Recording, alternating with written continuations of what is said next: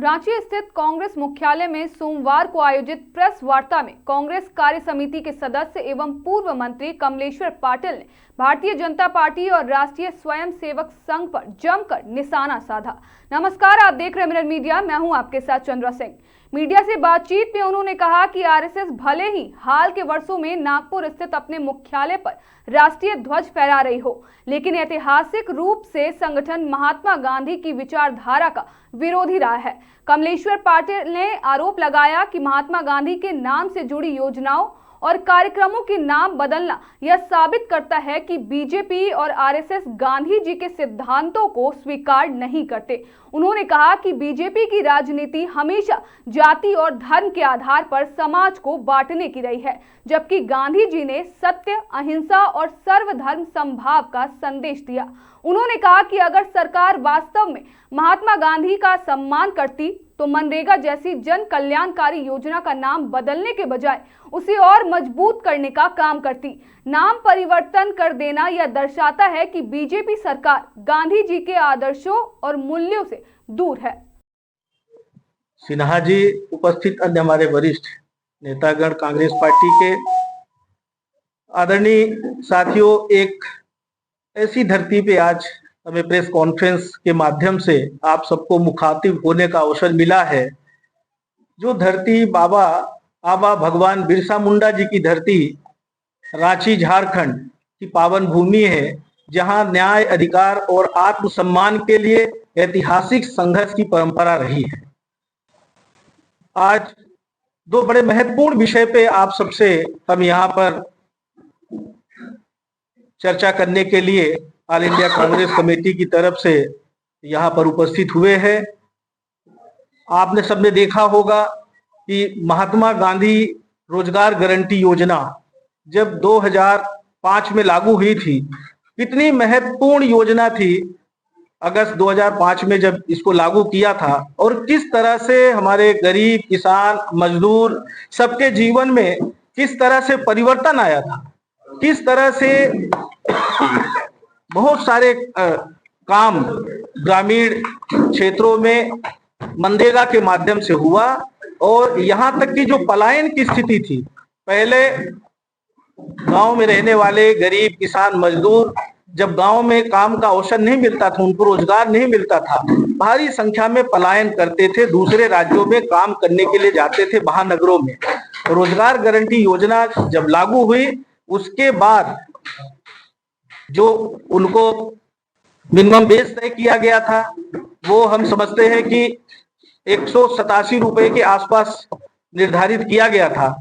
और उस समय गांवों में, हम भी एक किसान के बेटे हैं, हम अपने घर में खुद ये घर में सुनने को मिलता था कि ये कौन सा कांग्रेस पार्टी कौन सी ऐसी योजना लादी है। हमारी माँ खुद बोलती थी कि काम करने के लिए, खेती किसानी के लिए मजदूर नहीं मिल रहे हैं। ये स्थिति उस समय पैदा हुई थी।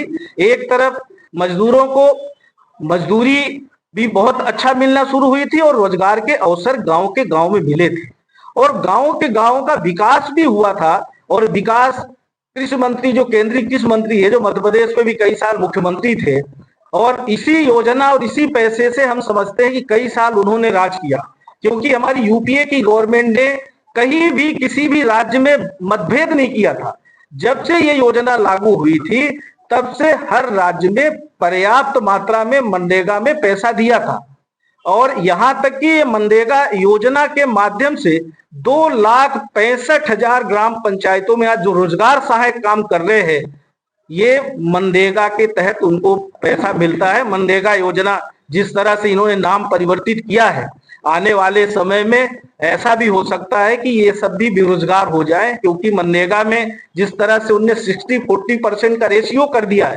पहले 10% राशि राज्य सरकार मिलाती थी, 90% राशि केंद्र सरकार मनरेगा में देती थी। अन्य योजनाओं में भी यही रेशियो था।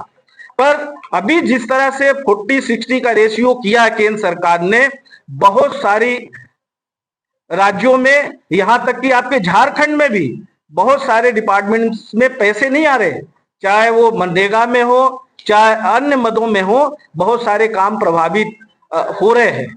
और इसका जीता जागता उदाहरण आप अभी देखिएगा कि किस तरह से, जिस तरह से कांग्रेस सरकार ने जब योजना लागू की थी, उस समय कांग्रेस सरकार ने, यूपीए गवर्नमेंट ने उस समय लागू करने से पहले हमारे जितने राज्यों में मुख्यमंत्री थे, गुवाहाटी में सोनिया जी ने, मनमोहन सिंह जी ने, सभी पार्टी के नेताओं ने मीटिंग की थी और राज्यों से 13 महीने ये पूरी प्रक्रिया चली थी, सुझाव लिए थे और सुझाव लेने के बाद फिर ये स्कीम बनाई थी। उस कमेटी के अध्यक्ष भारतीय जनता पार्टी के वरिष्ठ नेता जो उत्तर प्रदेश के मुख्यमंत्री हुआ करते थे, कल्याण सिंह जी, उस कमेटी के अध्यक्ष थे और कांग्रेस पार्टी ने कोई मतभेद नहीं किया, कोई जो सही था वो करने का काम किया यूपीए गवर्नमेंट ने।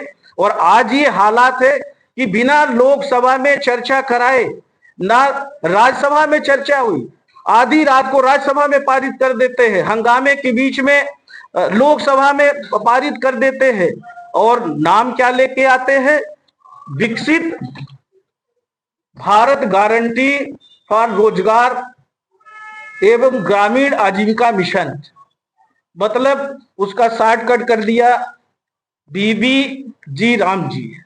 अरे राम जी के नाम से अगर कुछ करना ही था तो और कोई योजना लाते। ये कांग्रेस पार्टी की योजनाओं का आप नाम बदल के और अपना नामकरण कर रहे हैं, पर कम से कम जिनका नाम आपने शॉर्टकट में किया है और जिस तरह से आप बहुप्रचारित कर रहे थे, उनके विचारों का भी थोड़ा बहुत अध्ययन कर लेते।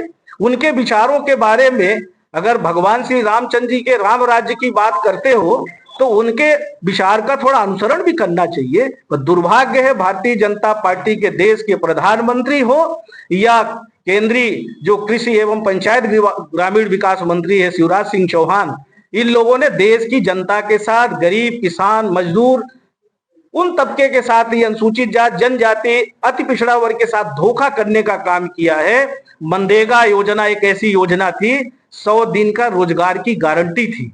अगर कोई आवेदन कर देता था, कोई गरीब अगर आवेदन कर दिया 15 दिन में, अगर उसको रोजगार पंचायत नहीं देती थी तो बेरोजगारी भत्ता पाने का अधिकार था, ऐसा कानून था।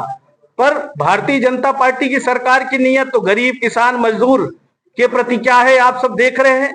ये एक तरफ बात करते हैं विकसित भारत गारंटी रोजगार एवं ग्रामीण आजीविका मिशन की, आपने ही तो, मोदी जी ने ही तो बोला था 2 करोड़ प्रतिवर्ष बेरोजगारों को रोजगार देंगे। आप शिक्षित बेरोजगारों को तो रोजगार दे नहीं पाए। कोरोना में, जीएसटी में, नोटबंदी में पूरे देश को बर्बाद कर दिया, अर्थव्यवस्था चौपट कर दी। और अभी आप जो गरीबों के लिए जो स्कीम थी, मजदूरों के लिए जो स्कीम थी, आपकी नजर उस पर भी पड़ गई। आप चाहते क्या हो देश से? ये हम समझते हैं कि घोर निंदनीय है जिस तरह से इन्होंने बिना देश के अन्य प्रदेशों से बिना चर्चा कराए जबरदस्ती, जिस तरह से एक गारंटी थी रोजगार की, एक गारंटी था, ये बोलते हैं सिर्फ गड्ढे खोदने का इसमें प्रोविजन था, जबकि इसके तहत हम आपको अवेलेबल करा देंगे कितने सारे काम जो है। हम खुद भी पंचायत ग्रामीण विकास मंत्री थे मध्य प्रदेश में, कितने सारे काम इस योजना के माध्यम से हो रहे थे। ये लंबी सूची है जिसमें आपका नदियों के पुनर्जीवन का भी था, तालाबों के गहरीकरण का था, जल स्रोत संरक्षित सुदूर सड़क का था, आंगनवाड़ी केंद्र का था, प्रधानमंत्री आवास जो इंदिरा आवास योजना थी जिसका इन्होंने नाम बदल के प्रधानमंत्री आवास योजना किया। कच्चा मकान बनाने के लिए 75,000 रुपए कांग्रेस सरकार देती थी इंदिरा आवास योजना में, इन्होंने नाम बदला। पक्का मकान के लिए जितनी राशि दे रहे हैं इसमें से भी 35,000 रुपए मनरेगा से जाता है, मनरेगा से जाता है 35,000 रुपए।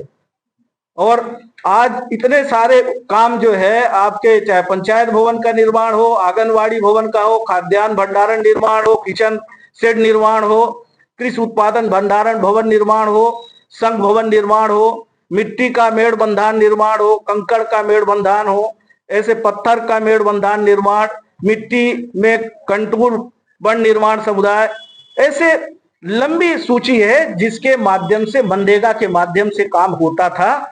पर भारतीय जनता पार्टी की सरकार 262 योजनाएं हैं जो, चाहे वो कृषि डिपार्टमेंट की हो, चाहे इरिगेशन का हो, और चाहे आपका पीडब्ल्यूडी का हो, बहुत सारे डिपार्टमेंट्स में ये मनरेगा के माध्यम से भी काम होता था। यहाँ तक कि वृक्षारोपण का भी काम मनरेगा के माध्यम से होता था।